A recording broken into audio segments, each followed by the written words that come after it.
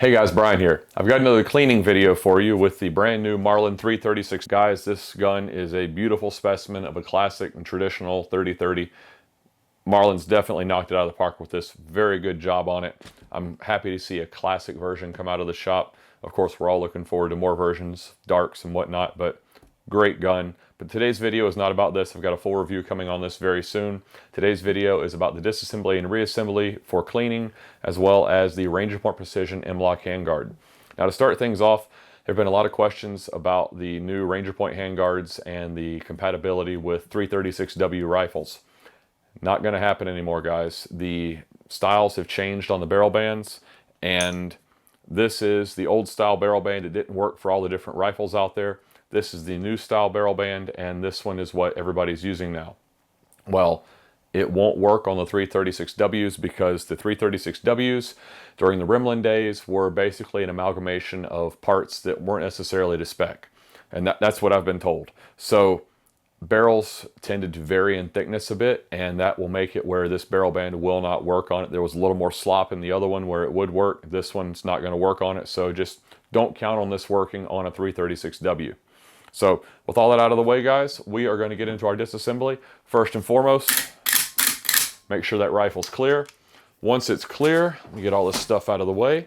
We're going to have to remove barrel bands, front sight hood, and the mag tube follower and whatnot. So, actually, let me flip this over here, hold my rifle up, and first thing we're going to do is remove this mag tube plug. This is under spring tension, guys, so be careful when you're removing it. Once the screw is loose, remove the screw, set it in your parts tray, and slowly release the pressure. Once that's released, let the spring out. Now we're going to flip it back on its side,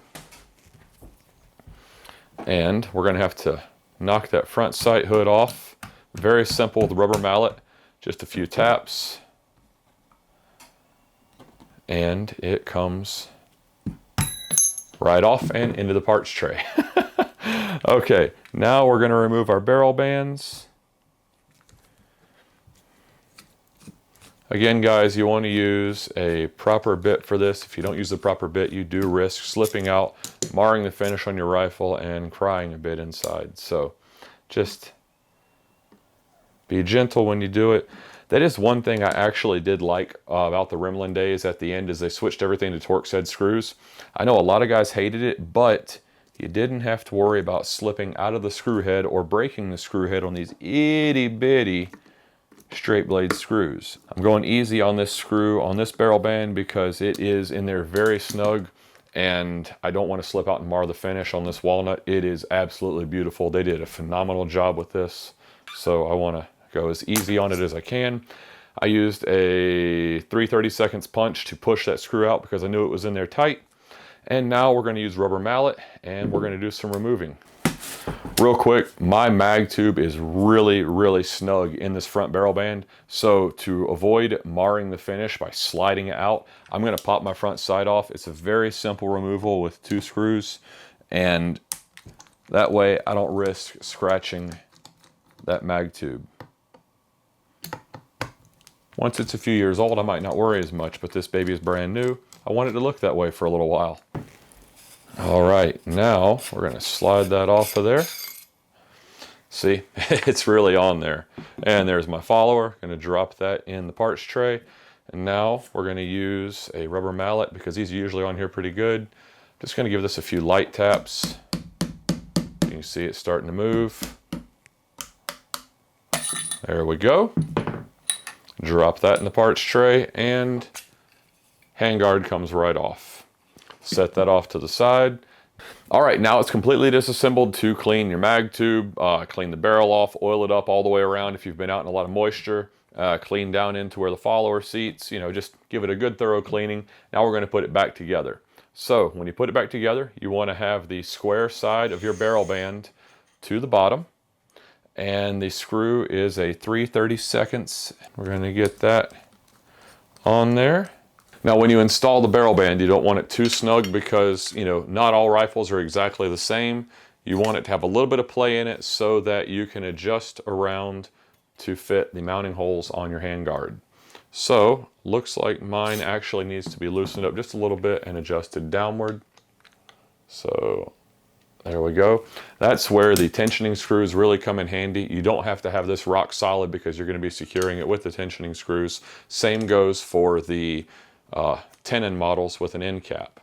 Okay, so there's that. All right, so now that the handguard is on there, I'm going to install my mounting screws. Just get them lightly snug. May have to adjust things around. Now, my mag tube can slide right through that bottom hole, back into the rifle. Everything drops into place beautifully. Now that that's back in place, we're going to reinstall our follower. It needs to go in first before this barrel band screw, because once the barrel band screw is in, the follower will not pass it. I'll use a spring to feed that back down into place.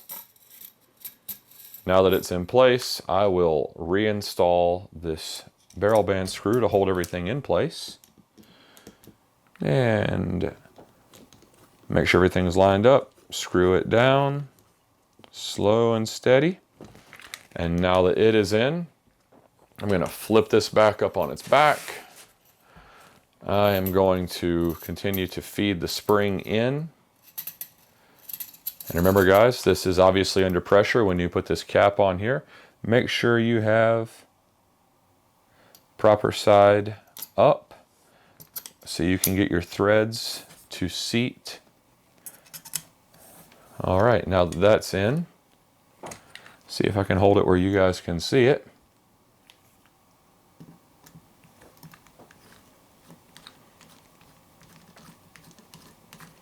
Tighten that up.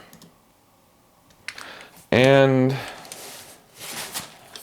now we are going to very simply and quickly reinstall our front sight.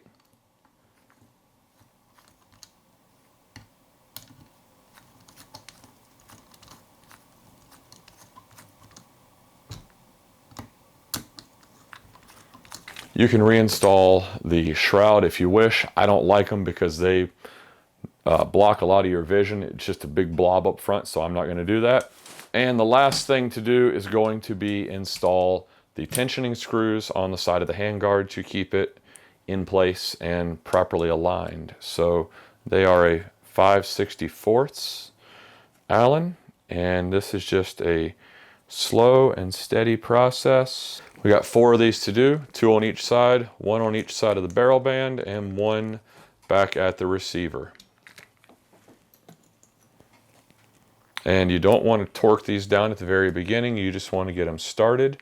Additionally, at the back near the receiver, you do not want to use a bit like this to go all the way down, because the shoulder on this bit is not far enough back, so you will hit the handguard with the corner of that and it will take your paint off. So you want to use the provided Allen to finish this installation. Well guys, that is all there is to it. I hope you found this disassembly and reassembly video for cleaning to be very helpful for you. Remember that this will not work on the 336Ws anymore. You've got to find an alternative method. But again, this 336 is absolutely beautiful from the factory. I'm going to go out and do some shooting with it, get some good coverage for you guys, and tell you all the pros and cons of it. I've only found one minor con so far. So been a very, very pleasurable experience testing this rifle. And again, guys, this stuff from Ranger Point, it goes on so easy. And it really dresses up the rifle for the more tactical home defense use. It looks great, it's very functional, and I've had 0 issues out of any of it. You guys know I run a lot of it, and I've had no issues out of it. So, hope you found this video helpful. If you did, give us a big thumbs up, hit that subscribe button below, share us with your friends, and check back often. Have a good one, guys.